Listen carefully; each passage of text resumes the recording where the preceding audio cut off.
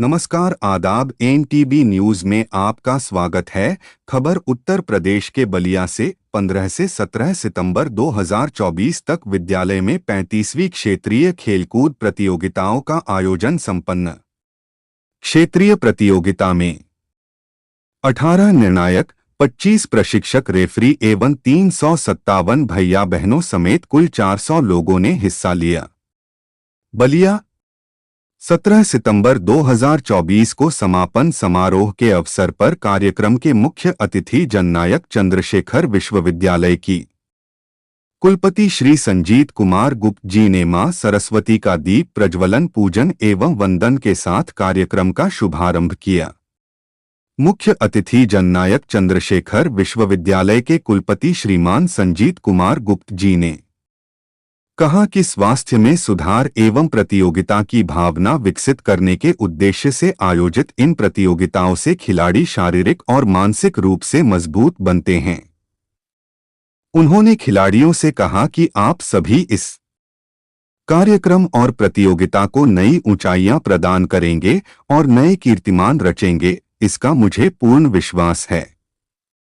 प्रत्येक खिलाड़ी अपने अभ्यास और इच्छा शक्ति का परिचय देते हुए नए कीर्तिमान रचें, ऐसी मेरी शुभकामनाएं हैं। इस अवसर पर मुख्य अतिथि के साथ क्षेत्रीय शारीरिक प्रमुख जगदीश सिंह, प्रदेश निरीक्षक श्रीमान राम सिंह जी, उपाध्यक्ष श्रीमान अक्षय कुमार ठाकुर जी, विद्यालय के अध्यक्ष राम कुमार तिवारी जी, प्रबंधक श्री संजय कुमार कश्यप जी, कोषाध्यक्ष ओम प्रकाश राय जी एवं प्रधानाचार्य शैलेंद्र त्रिपाठी जी उपस्थित रहे।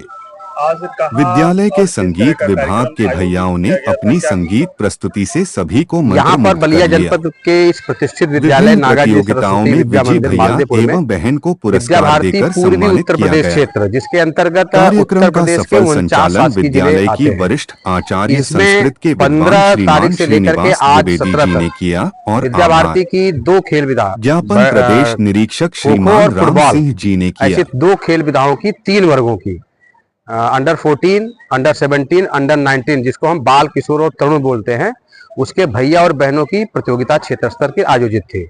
और यहाँ पर जिन वर्गों में भैया बहनों ने प्रथम स्थान प्राप्त किया है, अब वो विद्या भारती की राष्ट्रीय प्रतियोगिता, जो खो खो की प्रतियोगिता बहनों की कच्छ गुजरात में है और भैयाओं की प्रतियोगिता गोहाना हरियाणा में, और फुटबॉल की प्रतियोगिता कुरुक्षेत्र हरियाणा में आयोजित है, उसमें पूर्वी उत्तर प्रदेश क्षेत्र का प्रतिनिधित्व करेंगे।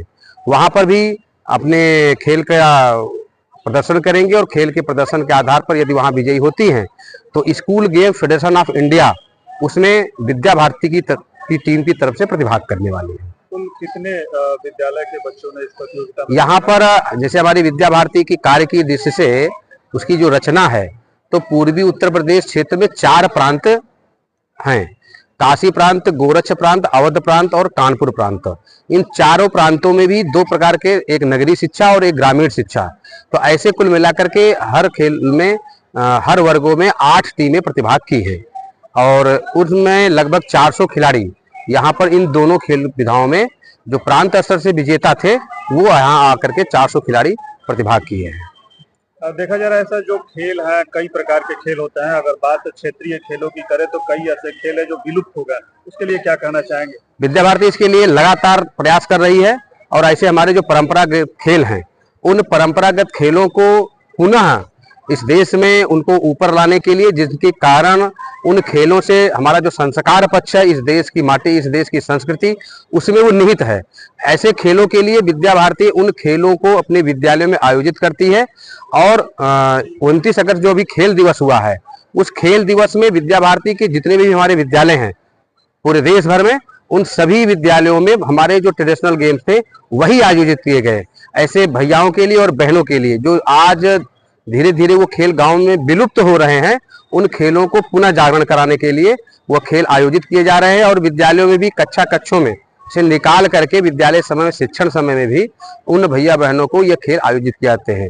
और केवल बच्चों के लिए नहीं, तो हमारे जो विद्यालय पढ़ाने वाले ऐसे आचार्य और आचार्य बहनें हैं, उनके बीच भी वो ट्रेडिशनल गेम्स कराए जाते हैं और वो सभी बड़े प्रेम भाव से खेलते हैं। अच्छा, ये पूरे स्तर को जो खिलाड़ी पास कर लेता है उसको क्या मिलता है? ऐसा है कि विद्या भारती को school game federation of India एक स्टेट और एक इकाई के रूप में मान्यता प्रदान किया है। तो हमारे जो प्रतियोगिताएं होती है, जो हम प्रमाण पत्र जारी करते हैं, वह प्रमाण पत्र पर उस पर विभिन्न प्रकार के, चाहे वो सर्विसेज में हो या शिक्षण संस्थानों में, उस पर वेटेज मिलता है, उस पर अंक प्राप्त होता है और वो उनके जीवन में आगे भी जब भी उनकी आवश्यकता पड़ती है तो ये प्रमाण पत्र उनके लिए उपयोगी सिद्ध होता है। और इसके साथ ही साथ इसी के आधार पर वो आगे जब राष्ट्रीय और SGFI स्कूल नेशनल में करते हैं तो उन प्रमाण पत्रों के माध्यम से स्पोर्ट्स कोटे में बहुत से हमारे ऐसे खिलाड़ी सीधे नौकरी प्राप्त किए हैं और कर भी रहे हैं। मैं शैलेंद्र त्रिपाठी, प्रधानाचार्य नागाजी सरस्वती विद्या मंदिर वरिष्ठ माध्यमिक विद्यालय मालदेपुर बलिया। इस प्रकार का कार्यक्रम आयोजित हुआ था और बच्चों में कैसा उत्साह था? ये विद्या भारती अखिल भारतीय शिक्षा संस्थान के द्वारा क्षेत्रीय खेल कूद प्रतियोगिता आयोजित हुई थी, 2 विधाओं की, फुटबॉल और खो खो। पूरे क्षेत्र का अर्थ हुआ कि शासकीय 49 जिले, जिसे हम लोगों ने 4 प्रांतों में विभक्त किया है, गोरक्ष, काशी, अवध और कानपुर। इन चारों प्रांतों के प्रतिभागी भैया बहन सभी आयु वर्ग के इन 2 विधाओं में प्रतिभाग किए थे। कितना उत्साह था बच्चों में और इसके बाद कहाँ जाएंगे? स्वाभाविक रूप से खेल पर बच्चों का उत्साह देखने लायक ही था, जैसा हम सबको अपेक्षा रहती है। अति उत्साही बच्चे थे और बहुत ही अच्छा प्रदर्शन यहाँ रहा। मैच जिन भी लोगों ने देखा उनको लगा कि ये कितनी अद्भुत तैयारी के साथ भैयाओं ने, बहनों ने प्रतिभाग किया। अंतिम समय तक यह तय नहीं कर पाना मुश्किल था निर्णायकों के लिए भी कि विजेता कौन होगा। तो कहाँ जाएंगे वो बच्चे यहाँ से? इस प्रतियोगिता के बाद ये अखिल भारतीय में खेलेंगे। अखिल भारतीय का जो विनर होगा वो SGFI खेलेगा। तो इसका लाभ भी मिलता होगा? बिल्कुल, ये अपनी जो प्रतियोगिताएं हैं वो सब SGFI से मान्यता प्राप्त है। SGFI ने हमको विद्या भारती को रजिस्टर्ड किया है और जब वो इन प्रतियोगिताओं में प्रतिभाग करते हैं तो वहां से प्रतिभागिता प्रमाण पत्र भी उनको मिलता है, जिसका उन्हें आगे शैक्षिक संस्थानों में, एडमिशन में, सर्विस में भारांक दिया जाता है। यहाँ से जो बच्चे आगे निकलने वाले हैं उनके लिए क्या करेंगे?